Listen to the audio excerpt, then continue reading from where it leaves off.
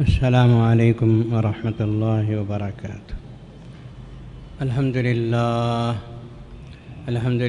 نحمده ونستعینه ونستغفره ونؤمن به ونتوکل علیہ ونعوذ باللہ من شرور انفسنا ومن سیئات اعمالنا من يهده اللہ فلا مضل له ومن يضلله فلا هادی له ونشهد أن لا إله إلا الله وحده لا شريك له ونشهد أن سيدنا ونبينا ومولانا محمدا عبده ورسوله قال الله تبارك وتعالى أعوذ بالله من الشيطان الرجيم بسم الله الرحمن الرحيم إن أول بيت وضع للناس للذي ببكة مباركا وهدى للعالمين فيه آيات بينات مقام إبراهيم ومن دخله كان آمنا ولله على الناس حج البيت من استطاع إليه سبيلا ومن كفر فإن الله غني عن العالمين صدق اللہ مولانا العظیم۔ محترم حاضرین، قرآن مجید کی اس آیت مبارکہ کے ذریعے سے پچھلے جمعہ میں نے آپ حضرات کے سامنے اول بیتن، سب سے پہلا گھر جو اللہ کی عبادت کے لیے روئے زمین پر بنایا اور تعمیر کیا گیا، مختصر سی تاریخ آپ کے سامنے میں نے پیش کی تھی۔ اس آیت مبارکہ میں اللہ تبارک و تعالی نے سب سے پہلی بات تو یہ فرمائی کہ اول بیت وضع للناس للذی ببکہ، پہلا گھر اللہ کی عبادت کے لیے جو بنایا گیا وہ ہے جو مکۃ المکرمہ میں قائم ہے۔ اس کی دوسری صفت اللہ تعالیٰ نے فرمائی کہ مبارکاً، یہ گھر جو اللہ کی عبادت کے لیے بنایا گیا بہت بابرکت ہے، اس میں اللہ تعالیٰ نے برکتیں رکھی، ظاہری برکتیں بھی رکھی ہیں، معنوی برکتیں بھی رکھی ہیں۔ ظاہری برکتیں تو سارے انسان اپنی آنکھوں سے دیکھتے ہیں، مشاہدہ فرماتے ہیں کہ مکۃ المکرمہ یا کعبۃ اللہ، مسجد حرام ایک ایسا علاقہ ہے جس کو قرآن مجید نے خود وادی غیر ذی زرع کہا، ایسی وادی کہ جہاں ایک گھاس کا تنکا بھی اگتا نہیں ہے۔ یا تو آپ کو پہاڑوں کا لامتناہی سلسلہ نظر آئے گا، یا نہیں تو ریتیلے لقدق میادین و صحرا، بڑے بڑے میدان بالو کے نظر آئیں۔ ایسی جگہ کوئی چیز پکتی نہیں، اگتی نہیں ہے، لیکن اللہ تبارک و تعالی نے حضرت سیدنا ابراہیم خلیل اللہ علیہ السلام کی دعا قبول کی، جو انہوں نے کعبۃ اللہ کے اطراف آباد رہنے والوں کے لیے پھلوں کا رزق عطا فرمانے کی دعا کی تھی۔ اللہ نے اس دعا کو قبول فرمایا، اور پھر قرآن مجید میں یوں وعدہ فرمایا کہ یجبا الیہ ثمرات کل شیء، وہاں کوئی چیز پکتی نہیں، کوئی چیز اگتی تو نہیں ہے، لیکن دنیا کی ہر چیز اللہ پاک وہاں پہنچا دیتے ہیں۔ بلکہ جاننے والے، دیکھنے والوں نے دیکھا ہے کہ جو چیز جس ملک میں پکتی ہے وہاں نہیں ملے گی، مکۃ المکرمہ اور مدینہ پاک میں مل جاتی۔ یہ اللہ تبارک و تعالی نے برکتیں رکھی ہیں۔ لاکھوں انسان آتے ہیں، حج کے موسم میں آتے ہیں، اور پھر رمضان المبارک میں آتے ہیں، اس کے علاوہ بھی آتے ہیں۔ چلیے حج کے موسم ہی کو لے لیجئے، جبکہ 25-30 لاکھ کا مجموعہ تو بالیقین ہوتا ہے، کبھی آپ نے سنا کہ کوئی آدمی مارکیٹ میں کسی چیز کے نہ ملنے سے بھوکا رہ گیا ہو، یا کسی آدمی کو پانی کی کمی ہونے کی وجہ سے پیاسا رہ گیا ہو؟ اللہ تبارک و تعالیٰ نے ایسی برکتیں رکھی ہیں ظاہری کہ کبھی کسی کو بھوکا اور پیاسا رہنے کی ضرورت نہیں پیش آئی۔ اور پھر ایسا ہر چیز کے بارے میں برکت ظاہری آپ کو نظر آئے۔ مثال کے طور پر بکرے لے لیجیے، بکرا ذبح کرنا اس آدمی کے لیے جس نے تمتع کیا یا قران کیا ہو، بکرا ذبح کرنا واجب ہے۔ اوسطاً ایک آدمی ایک بکرا تو ذبح کرتا ہی ہے، اور بہت سے اللہ کے بندے 10 20 100 بکرے بھی ذبح کرتے ہیں، لیکن کبھی آپ نے نہیں سنا ہوگا، اور انشاءاللہ العزیز سن نہیں سکتے کہ کبھی ایسا ہوگا کہ مکۃ المکرمہ میں بکرے ختم ہو گئے اور کسی حاجی نے یہ شکایت کی ہو کہ مجھے قربانی دینے کے لیے بکرا دستیاب نہیں ہے۔ یہ اللہ تبارک و تعالیٰ نے ظاہری برکتیں رکھی ہیں، اور پھر ایسی بے حساب اور بے حد و بے شمار ایسی برکتیں اللہ پاک نے رکھی ہیں جو عام انسان بھی اپنی آنکھوں سے مشاہدہ کر سکتا ہے۔ اسی طرح معنوی برکتیں، اس کا تو کوئی شمار نہیں۔ اللہ تبارک و تعالیٰ نے کعبۃ اللہ کے اطراف بڑی معنوی برکتیں رکھی، انوارات ہیں، رحمتیں ہیں اللہ تعالیٰ کی خصوصی طور پر برستی ہیں۔ جو کعبۃ اللہ کو پہلی نظر سے دیکھ کے دعا کرے گا اس کی دعا رد نہیں ہوتی۔ اور پھر نمازوں کا اجر و ثواب، اپنے گھر میں نماز پڑھو گے تو ایک نماز کا ثواب ہے، اپنے محلے کی مسجد میں پڑھو گے تو 25 نمازوں کا ثواب ہے، شہر کی جامع مسجد میں نماز پڑھو گے تو رسول اللہ صلی اللہ علیہ وسلم نے فرمایا 500 نمازوں کا ثواب ہے، اور پھر بیت المقدس میں نماز پڑھنے سے 25,000 نمازوں کا ثواب ہے، اور مسجد نبوی میں ایک نماز کا ثواب 50,000 کا ہے، اور مسجد حرام میں ایک نماز پڑھتے ہیں تو 1,00,000 کا ثواب ملتا ہے۔ یہ معنوی برکت نہیں ہے تو اور کیا ہے کہ ایک نماز پڑھا اور 1,00,000 کا اپنے کھاتے کے اندر جمع فرما لی۔ کعبۃ اللہ کے 4 کونے ہیں، جس طرف کو بارش زیادہ برستی ہے علماء کرام نے لکھا کہ اس طرف کے جتنے ممالک ہیں اس طرف کو بارش زیادہ برستی، جس طرف کو بارش کم برستی ہے اس طرف جتنے ممالک ہوتے ہیں اس طرف آپ دیکھیں گے کہ بارش کم برستی ہے۔ تو یہ اللہ تبارک و تعالیٰ نے مبارکاً فرمایا، میں نے ہلکا سا اشارہ کیا ہے کہ ظاہری برکتیں اور معنوی برکتیں اللہ تبارک و تعالیٰ نے بے حساب رکھی۔ اور پھر اللہ تعالیٰ نے فرمایا کہ ھدی للعالمین، یہ کعبۃ اللہ عالمین کے لیے ہدایت ہے، راہنما ہے۔ یہاں اس طرف منہ کر کے سارے عالم کے مسلمان نماز پڑھتے ہیں۔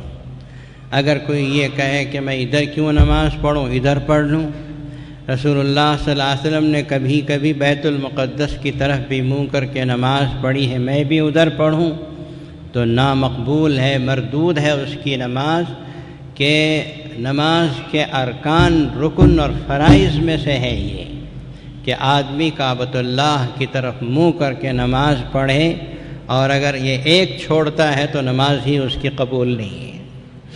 اللہ تعالیٰ نے اس کو یہ مقام اور مرتبہ عطا فرمایا۔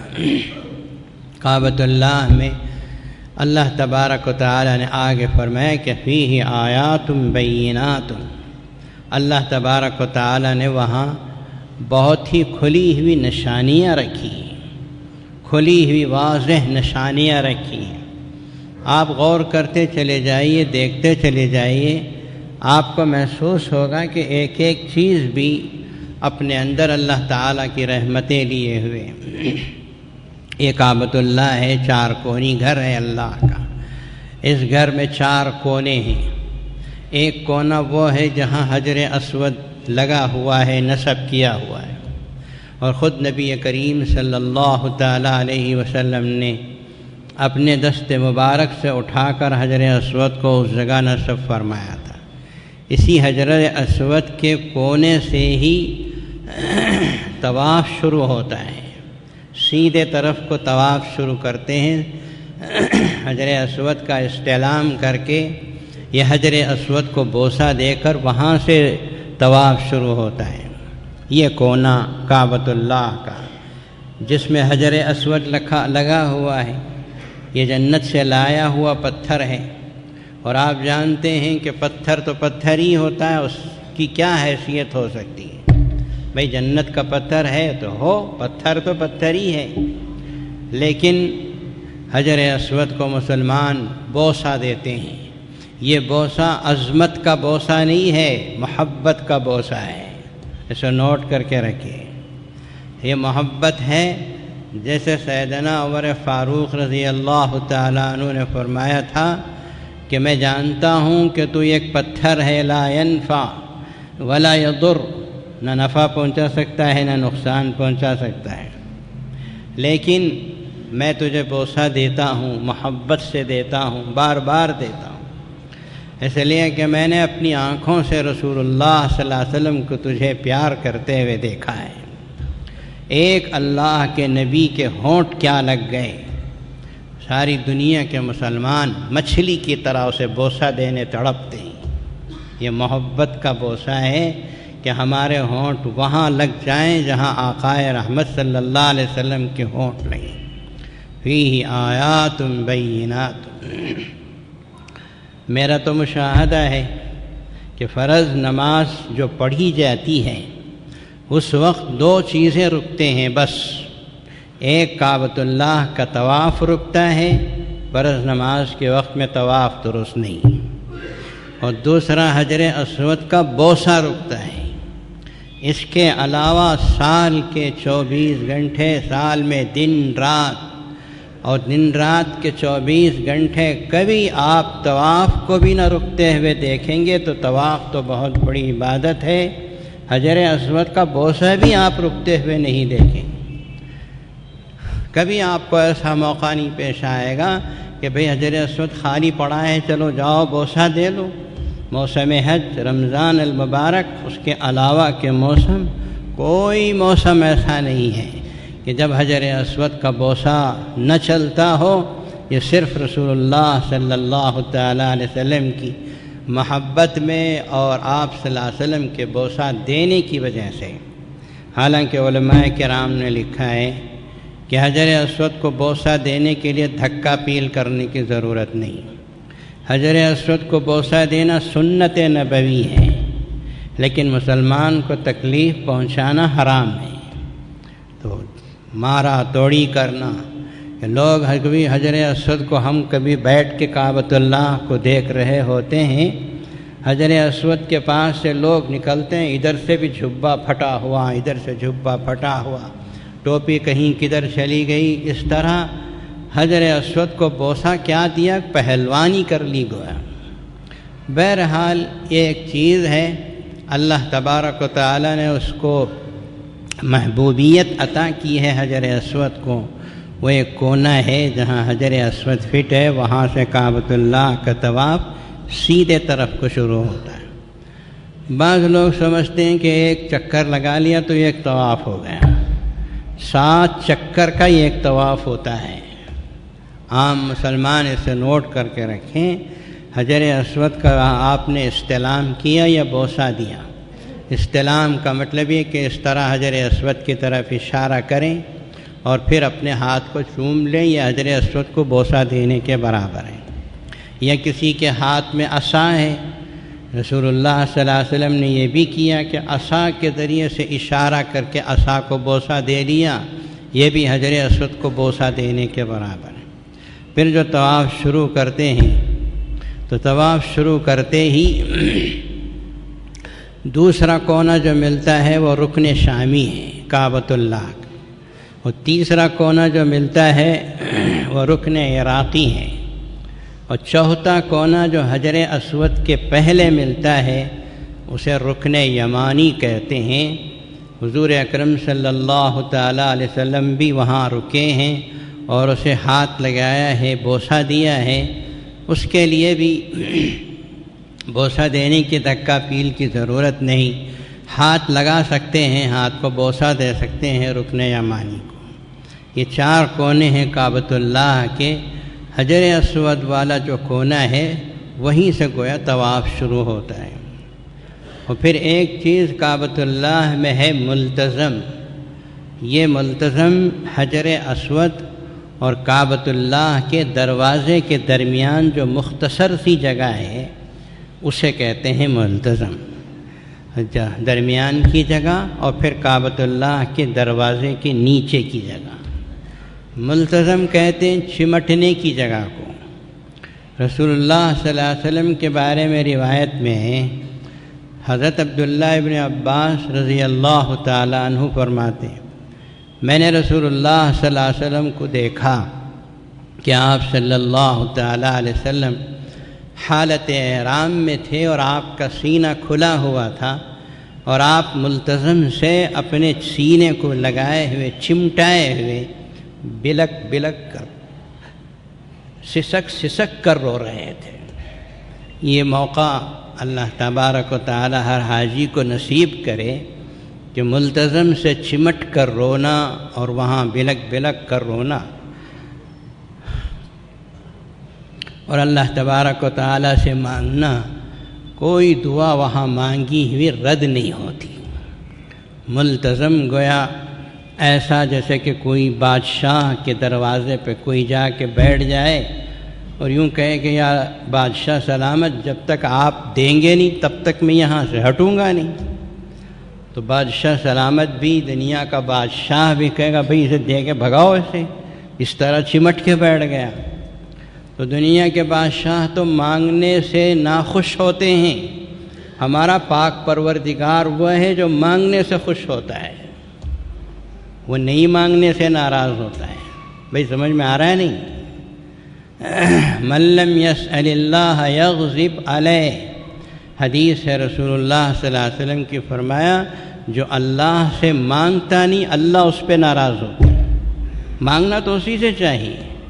اب جو آدمی وہاں پہنچ جائے، اللہ کے گھر کو پہنچ جائے، جہاں رسول اللہ نے اپنے سینے کو چمٹا کر مانگا تھا، رویا تھا، وہاں اگر مسلمان اپنے سینے کو چمٹا دے، ہاتھ لگا دے اور دعا مانگے، اسی کو کہتے ہیں ملتزم۔ کامیابی کی ایک بہت اونچی منزل ہے جہاں مسلمان پہنچ جاتا ہے۔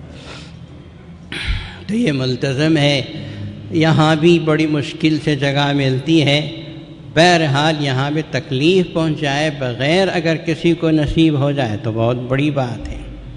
اور پھر یاد رکھیے یہ جو حتیم کعبہ ہے، یعنی کعبۃ اللہ کے اطراف جو گول دیوار ہے اس کے درمیان جگہ ہے، یہ کعبۃ اللہ کا حصہ ہے، بہت بڑی چیز ہے۔ حتیم کعبہ کعبۃ اللہ کا حصہ۔ اب ہم میں سے کوئی ہر آدمی کعبۃ اللہ کے اندر پہنچ جائے، اندر جا کے نماز 2 رکعت نفل نماز پڑھنا چاہے تو ہمارے لیے کوئی آسان بات ہے؟ ہمارے لیے تو ناممکن بات ہے۔ ہمیں تو اندر ایک نظر پڑ جائے ہمارے لیے کافی ہے۔ کعبۃ اللہ کے اندر جانا کوئی معمولی بات نہیں۔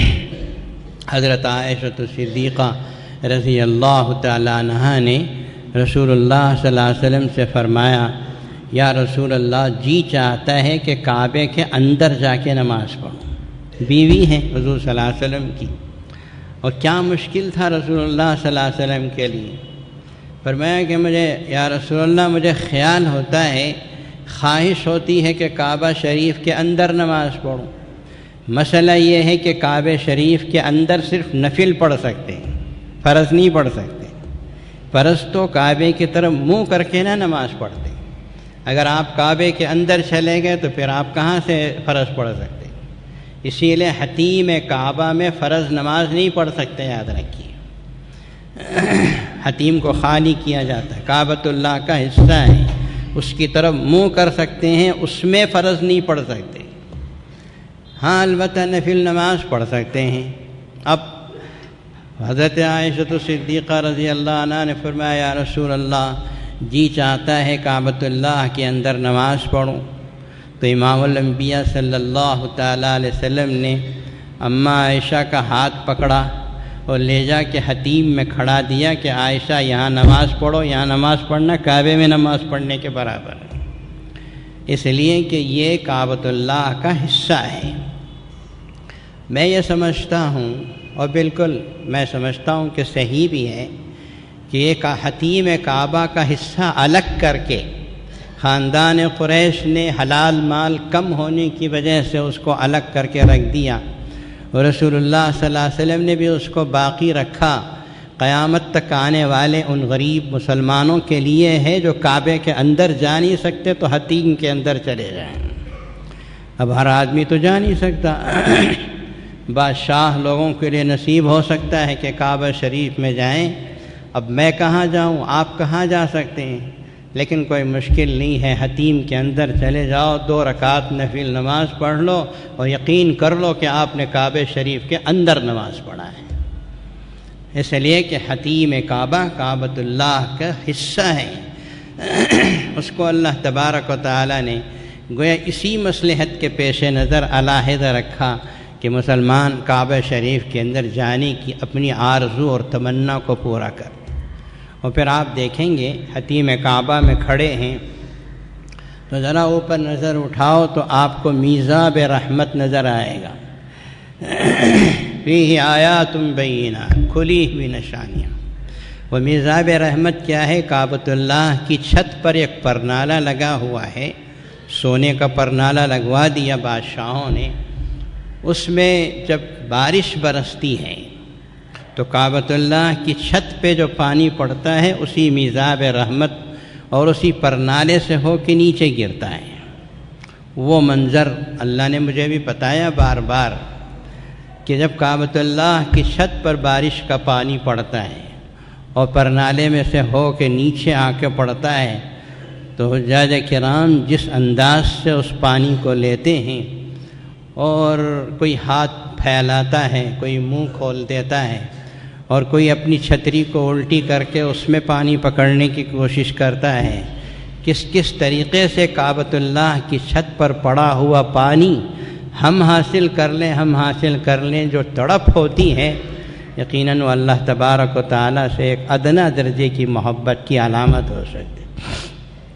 اب کچھ لوگ دور کھڑے رہتے ہیں حتیم سے باہر، حتیم تو کھچا کھچ بھرا ہوا ہوتا ہے جب بارش ہوتی ہے، کچھ لوگ دور ہوتے ہیں۔ میں نے ایک مرتبہ دیکھا کہ ہم بھی دور کھڑے تھے، اب وہ پانی جو کعبہ شریف کی چھت پہ پڑ رہا ہے وہ پانی ہم کو تو مل نہیں سکتا، اچانک تیز ہوائیں چلی، وہ پانی بکھر گیا چاروں طرف، دور کھڑے ہوئے لوگوں کے اوپر کئی قطرات پڑ گئے۔ بھائی سمجھ میں آتا ہے نہیں؟ جہاں وہ پرنالے کا پانی نیچے پڑنا تھا وہاں نہیں پڑا، تیز ہوا چلی اور ہوائیں جو بکھیریں تو سینکڑوں قطرے ادھر ادھر حاجیوں پہ جا کے پڑ گئے۔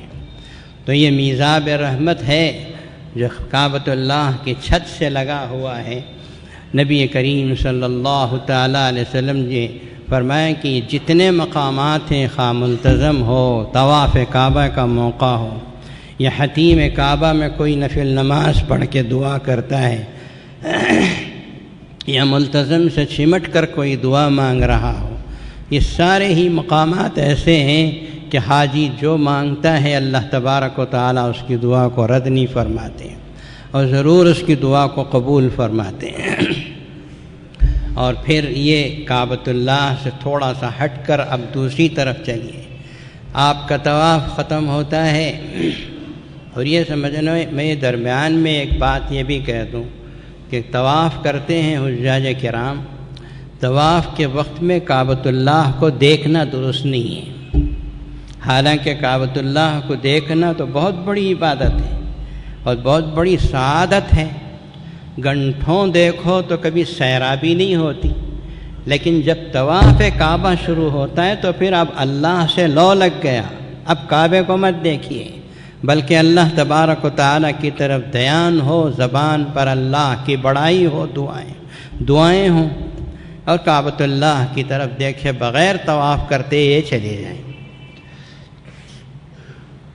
اور جو دعائیں میں جو عرض کرنا چاہتا تھا وہ یہ کہ لکھی ہوئی دعائیں ہیں، آپ پڑھ سکتے ہیں۔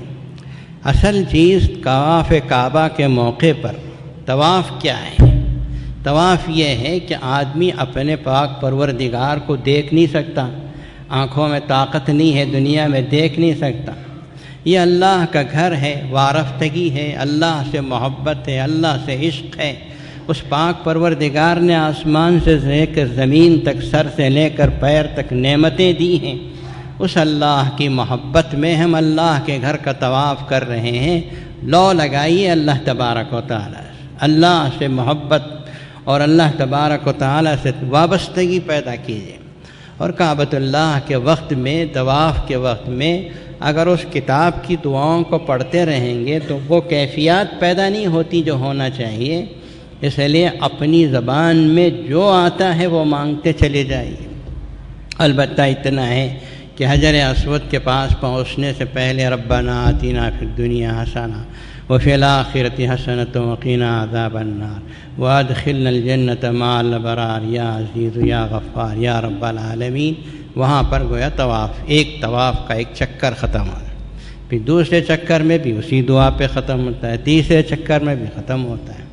تو جو بھی اپنی زبان میں آپ مانگیں گے، ساری زبانیں پاک پروردگار کی پیدا کی ہوئی ہیں، جو بھی مانگ سکتے ہیں۔ دعائیں یاد نہیں ہیں، عربی زبان کی یاد کرنا ضروری بھی نہیں ہے، دیکھ کے بھی پڑھ سکتے ہیں، دیکھے پڑھے بغیر کلمہ سوم بھی پڑھ سکتے ہیں۔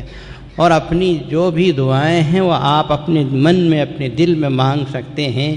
زبان کی کوئی قید اور کوئی شرط اللہ کے پاس نہیں۔ اور پھر وہاں سے تھوڑا سا ہٹیے، میں ہٹنا چاہ رہا تھا، کعبۃ اللہ کے قریب مقام ابراہیم ہے۔ یہ مقام ابراہیم زمزم کے کنویں کے پاس ہی ہے۔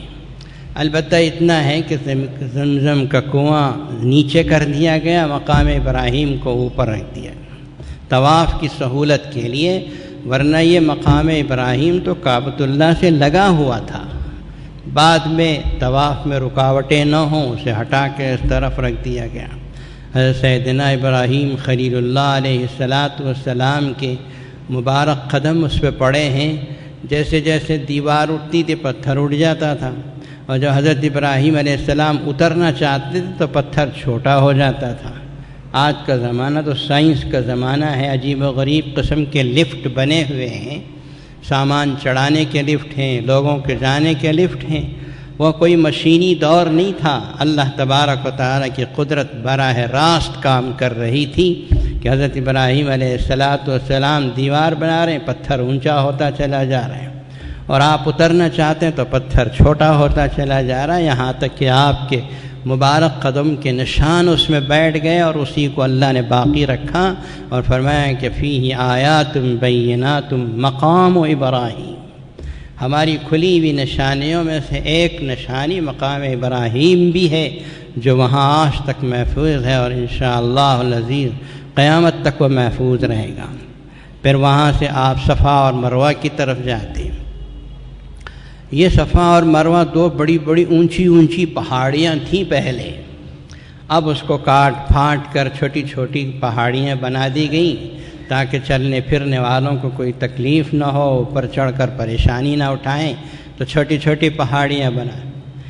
تاریخ میں ہزاروں سال پہلے جس وقت حضرت حاجرہ علیہ السلام اس مقام پر جہاں کو زمزم کا کنواں قائم ہے، وہاں اپنے لخت جگر حضرت اسماعیل کو سلایا، بچہ بلک بلک کر بھوک و پیاس سے رو رہا ہے، اور حضرت حاجرہ علیہ السلام اپنے بچے کے لیے تھوڑا سا پانی مل جائے، کبھی صفا پہ چڑھتی ہیں، کبھی مروہ پہ چڑھتی ہیں۔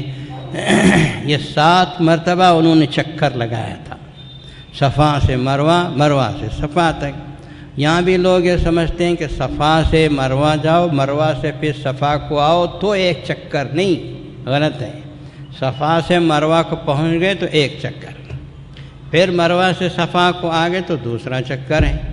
میں نے ایک حاجی صاحب کو دیکھا، ہانپ رہے، بیٹھ گئے اور پوچھا مولوی جی میں تو تھک گیا، ہو نہیں رہا ہے۔ میں نے بیٹھ کر ان کو پانی پلایا، پوچھا بات کیا ہے؟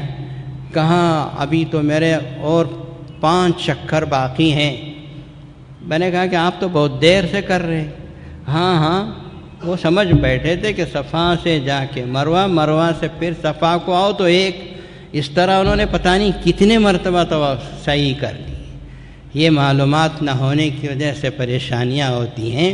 صفا سے مروہ کو پہنچ گئے تو ایک چکر ہو گیا، پھر مروہ سے صفا کو آ گئے تو دوسرا چکر ہوگا۔ اتنی تکلیف تو اسلام میں نہیں ہے کہ آدمی جاؤ آؤ تو پھر ایک چکر ہو۔ البتہ اتنا ہے کہ صفا سے مروہ سے صفا کو جاتے ہوئے درمیان میں میلین اخضرین ملتا ہے۔ اب وہاں میلین اخضرین، اخضر کہتے ہیں ہرے کو، تو وہ جو ہرا لائٹ لگا دیا گیا ہے یہاں سے لے کر وہاں تک، وہ 2 لائٹوں کے درمیان جو ہے حاجی کو تھوڑا سا دوڑنا ہے، بھاگے گا۔ وہ اس وجہ سے کہ حضرت حاجرہ علیہ السلام بھی وہاں دوڑی تھی۔ جب صفا کی پہاڑی کے اوپر کھڑی ہوتی تھی تو اپنا ان کا بچہ نظر آتا تھا، اسماعیل علیہ السلام، وہ رو رہا ہے۔ وہاں سے جو اترتی تھیں تو آنکھوں کے سامنے بچہ ہوتا تھا، لیکن جتنا حصہ 2 لائٹوں کے درمیان کا ہے وہاں ان کا بچہ ان کو نظر نہیں آتا تھا، تو وہاں انہوں نے بھاگا تھا۔ سمجھ میں آیا نہیں؟ جہاں 2 لائٹوں کے درمیان کا جو حصہ ہے وہاں جب پہنچتی تھیں تو حضرت اسماعیل نظر نہیں آتے تو وہ بھاگے، اور پھر وہاں ختم ہوا تو وہاں سے نظر آ گئے، پھر مروہ پر پہنچ گئے۔ وہ اللہ کو اتنا پسند آیا کہ اللہ نے رہتی دنیا تک حاجیوں کو، عمرہ کرنے والوں کو حکم دیا کہ یہاں پہنچو تو میری بندی حاجرہ جیسا بھاگی تھی تم بھی بھاگو۔ البتہ اتنا ہے کہ آدمی حاجی بوڑھا ہو تو اپنے مطابق بھاگے، اور اگر بھاگ نہیں سکتا ہے تو بھاگے بغیر چل بھی سکتا ہے، کوئی پریشانی کی بات نہیں۔ عورتوں کے لیے تو پکا ہے کہ ان کو بھاگنے کی ضرورت نہیں ہے، عورت بھاگنا نہیں چاہیے۔ یہ مسئلہ ہم بار بار کہتے ہیں، لیکن پھر بھی وہاں ہمارے ہی بنگلور والی بہت سی عورتوں کو میں نے دیکھا کہ بھاگ رہی ہیں۔ مسئلہ بولنے والے بولتے ہیں لیکن یہ اپنا کام کر رہے ہیں۔ مردوں کو بھاگنے کا حکم ہے، عورتوں کو بھاگنے کا حکم نہیں ہے۔ حالانکہ عورت کی بھاگا ہوا عمل ہے، لیکن شریعت نے یہ سہولت دی کہ مرد لوگ بھاگیں، عورتوں کو بھاگنے کی ضرورت نہیں، چلنے میں تھوڑا سا تیزی پیدا کر لیں تو کافی ہے۔ وہ بھی اگر بھاگنے میں پریشانی ہے تو بھاگیے مت، آسانی سے چل کے جا کے پورا صفا اور مروہ کے صحیح مکمل کر لیں۔ اللہ تبارک و تعالیٰ نے اس کو باقی رکھا، اپنے نیک بندوں کے عمل کو باقی رکھ کر اللہ تعالیٰ قیامت تک یہ بتانا چاہتے ہیں کہ میرے یہ بندے توحید میں کامل تھے، میں نے ان کے عمل کو باقی رکھا، تم بھی اپنے اندر توحید کو پیدا کرو۔ اللہ تبارک و تعالیٰ اسی کو چاہتے ہیں۔ فیہ آیات بینات مقام ابراہیم ومن دخلہ کان آمنا۔ اللہ تعالیٰ نے فرمایا کہ یہ ہم نے ایسی جگہ بنائی ہے جو وہاں چلا گیا امن میں آ گیا۔ ایک چیز ہے حرم، حرم کا مطلب ہے عزت والی جگہ۔ حرم تو مکۃ المکرمہ کے پورے شہر کو بولتے ہیں۔ حدیث پاک میں ہے کہ رسول اللہ صلی اللہ علیہ وسلم نے فرمایا جب حضرت سیدنا آدم علیہ السلام جنت سے تشریف لائے تو ان کے پاس وہ حجر اسود تھا جو ہیرے کی طرح چمک رہا تھا، اسے لا کے کعبۃ اللہ جہاں تعمیر کی وہاں رکھا تو اس کی روشنی جتنی دور تک پھیلی وہ حرم کعبہ، حرم مکہ ہے، دور دور تک پھیلی۔ آج آپ کو اس کی علامت نظر آئے گی کہ سعودی حکومت نے جہاں تک حرم ہے اس کے نشانات قائم کر دیے ہیں، وہاں سے کسی غیر مسلم کا داخلہ آگے نہیں ہو سکتا، لکھا ہوا آپ کو نظر آئے گا۔ جہاں جہاں سے حرم شروع ہوتا ہے وہاں بورڈ لگے ہوئے، وہاں تک حرم میں عزت والی جگہ، اللہ نے اس کو عزت والی جگہ دی، اور یوں فرمایا کہ اس حرم میں جو آ جاتا ہے وہ امن و امان پا جاتا ہے، جانور کو چھین نہیں سکتے، جانور کو مار نہیں سکتے، ہر حالت احرام میں تو گھاس تک نہیں توڑ سکتے، بلکہ کتابوں میں تفسیروں میں یہ لکھا ہوا ہے کہ کوئی جانور اگر درخت کے سائے میں بیٹھا ہے تو آپ اپنے لیے سایہ تلاش کرنے کے لیے جانور کو اٹھا نہیں سکتے، آپ بیٹھ نہیں سکتے۔ وَمَن دَخَلَهُ كَانَ آمِنًا، حدیث میں ہے رسول اللہ صلی اللہ علیہ وسلم کے زمانے سے پہلے جاہلیت میں لوگ اپنے باپ کے قاتل کو بھی حرم کعبہ میں پاتے تھے تو نظر جھکا کے چلے جاتے تھے کہ یہاں کسی کو چھیڑنا نہیں ہے، کسی کو پکڑنا نہیں۔ تو یہ ومن دخلہ کان آمن، حرم ہے ایک، حرم کہتے ہیں مکۃ المکرمہ کا شہر کو جس کے حدود متعین ہیں، جس میں صرف ایمان والا جائے، اور ایک ہے مسجد حرام، کعبۃ اللہ کے اطراف جو مسجد بنی ہوئی ہے، بڑی عزت والی مسجد جہاں ایک نماز پڑھنا 1,00,000 نمازوں کا ثواب ہے۔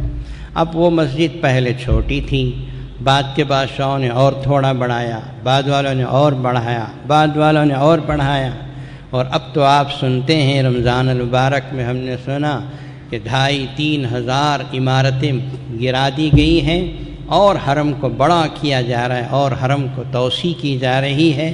یہ سلسلہ میں سمجھتا ہوں چلتا رہے گا۔ تو یہ مسجد حرام ہے۔